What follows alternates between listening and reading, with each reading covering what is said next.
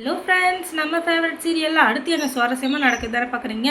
இந்த ராஜேஸ்வரி இருந்துக்கிட்டு கேவலமாக ஒரு வேலையை பண்ணி அது மூலிமா ராஜேஸ்வரி எப்படியோ ஜெயிச்சிட்டா அப்படின்னு சொல்லிட்டு அவள் தான் நினச்சிங்கிறான். ஆனால் அது எதுவுமே இப்போ உண்மையாக இருக்க போகிறதில்ல. ஏன்னா மல்லி தான் கடைசியில் ஜெயிக்க போகிறாங்க. ஏன்னா மல்லி இப்போதைக்கு வீட்டை விட்டு வெளியே போகிற மாதிரி இருக்கலாம். ஆனால் கடைசியில் அந்த இன்வெஸ்டிகேஷன் ஆஃபீஸர்ஸ் இருக்காங்க இல்லையா, அவங்க மறுபடியும் வர போகிறாங்க. ஏன்னா அந்த நிஷா மறுபடியும் அவங்க வீட்டில் பாதுகாப்பு இல்லை, எதுவும் இல்லை. அதனால் நாங்கள் எங்கள் வீட்டுக்கு வெண்பாவை கூப்பிட்டு வரோம் அப்படின்னு சொல்லிட்டு மறுபடியும் கேஸ் போட்டிருக்காங்க. அதுக்காக மறுபடியும் அந்த ஆஃபீஸர் வரப்போகிறாங்க. இந்த நேரத்தில் என்ன பண்ணுறதுனே தெரியல இந்த வீட்டில் இருக்கிற கூமுட்டிங்களுக்கு.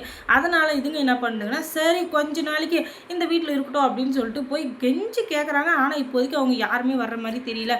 ஏன்னா நம்ம மல்லிக்கு இப்போது வைராக்கியம் அதிகமாகிடுச்சு. என்னதான் இருந்தாலும் இவங்க வீட்டில் இத்தனை நாளாக அடிமையாக இருந்தது போதும், இதுக்கு மேலேயே இருக்கிறது வேணாம். நம்ம ஒரு வேளை கஞ்சி குடிச்சாலும் நம்ம சந்தோஷமாக குடிக்கணும் அப்படின்னு சொல்லிட்டு இந்த வீட்டை விட்டு போயிடலான்னு அவங்க முடிவே எடுத்துட்டாங்க. இதுக்கு மேலே இந்த வீட்டில் இருக்கக்கூடாதுன்னு அவங்க நினைக்க, இன்னொரு பக்கம் விஜய் இருந்துக்கிட்டு இனிமேல் நீயும் இருக்காதா அப்படின்னு தான் சொன்னேன். ஆனால் என்ன பண்ணுறது, இப்போதைக்கு வெண்பாவை இன்வெஸ்டிகேஷன் ஆஃபீஸர் இன்வெஸ்டிகேஷன் பண்ணுறப்ப நீ இல்லைன்னு வச்சுக்கோங்க, அம்மானு யாரை நான் காட்டுவேன், அதனால் நீங்கள் தான் இருந்தாகணும் அப்படின்னு சொல்கிறாங்க. இல்லை நான் கிளம்ப தான் போகிறேன், எத்தனை நாளைக்கு நான் உங்கள் வீட்டில் அசிங்க பண்ணுங்கிறது எனக்குன்னா இதே வேலையா, உங்களுக்கு வேணும்னா நான் வேணும், உங்களுக்கு வேணாம்னா வேணாம். இது என்ன நான் சாவட சத்திய நான் திங்கிறேன், நீங்கள் நினச்சி நேரத்துக்கு இங்கே இருக்கிறதுக்கும் போகிறதுக்கும் இதெல்லாம் நடக்கவே நடக்காது. நான் சொல்கிறத கேளுங்க, இப்போ தான் லாஸ்ட் வார்னிங். இதுக்கு மேலே என்னை வீட்டை விட்டு போகாத அப்படின்னு சொல்கிறது உங்களுக்கு உரிமையே இல்லை. இதுவரை நான் அசிங்கப்பட்டது எல்லாமே போதும், உங்களுக்காக நான் உழைச்சதும் போதும். நான் என்ன தான் நல்லது நினச்சாலும் எனக்கு எந்த நல்லதுமே நடக்கிறதில்ல.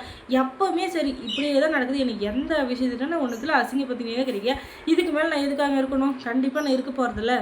இருந்து நான் அசிங்கப்படுறதுக்கு நான் இதுவும் இல்லை அப்படின்னு சொல்லிட்டு அவங்க வந்துக்கிட்டு வீட்டை விட்டு கிளம்புறாங்க. இதுதான் சாக்கு அப்படின்னு சொல்லிட்டு நம்ம ராஜேஸ்வரி இருக்கால, அவள் போனால் போட்டு விட, இந்த மல்லி இல்லைன்னா வேற ஒரு வில்லி, அவளவெல்லாம் நீ இது பண்ணாத.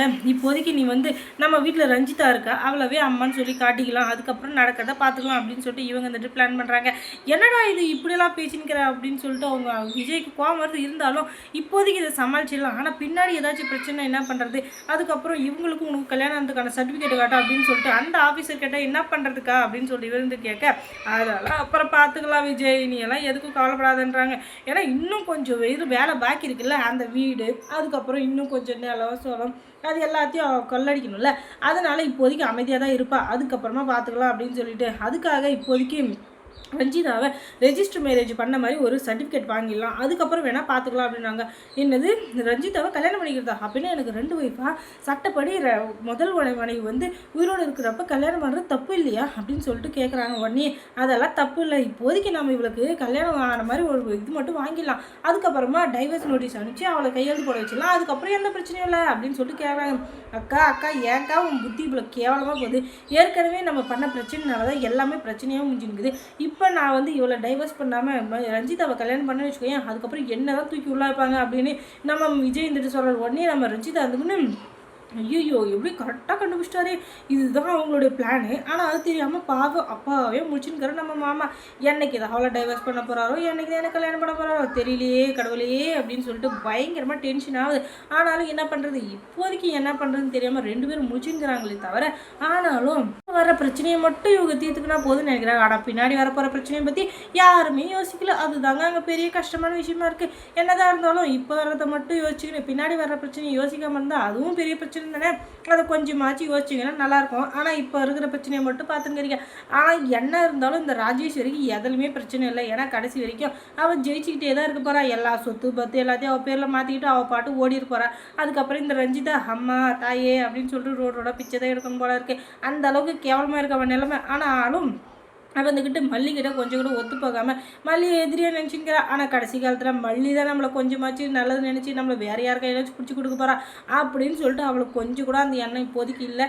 அதுக்கு காரணம் இந்த ரஞ்சிதா தான், அதுக்கு காரணம் இந்த ராஜேஸ்வரி தான். என்ன பண்ணுறது, எல்லாத்துக்கு காரணமும் அந்த ராஜேஸ்வரி தான். அவளை எதிர்த்து பேசவும் யாருக்கும் தைரியம் இல்லை, அவளை எதிர்த்து சொல்கிறதுக்கும் யாரும் ஆள் இல்லை. அதனால தான் இந்த ஆட்ட ஆடின்ற. அவளை யாராச்சும் ஒருத்தர் எதுக்குறாங்கன்னா அவங்க கேட்க வேண்டியவங்களுக்கு எதிரி ஆக்கி விட்றா. யாருக்கு தான், நம்ம விஜய்க்கு தான். அதனால் அந்த வீட்டில் அவளுக்கு கொஞ்சம் கூட அந்த இதுவே இல்லாமல் போயிடுச்சு மரியாதைன்றது. அதனால் எல்லாரும் அவங்கவுங்க இஷ்டத்துக்கு ஆடினுக்கிறாங்க. ஆடினுக்கிட்டும் இன்னொரு பக்கம் இந்த அன்னபூர்ணியை தலையில் அடித்து திரும்ப ஹாஸ்பிட்டலில் சேர்த்திருக்கிறதுனால இன்னும் ஃபீலிங்கில் இருக்காங்க நம்ம மல்லி.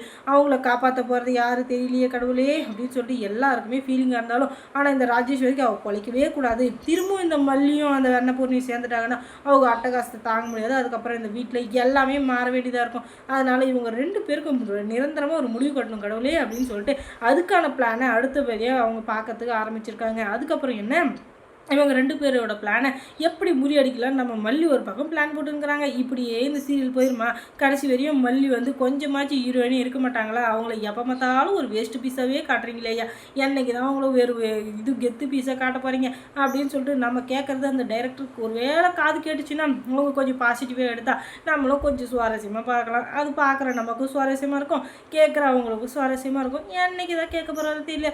சரி அதை விட்டுருங்க, அதுக்கு நமக்கு எந்த சம்மந்தமும் இல்லை.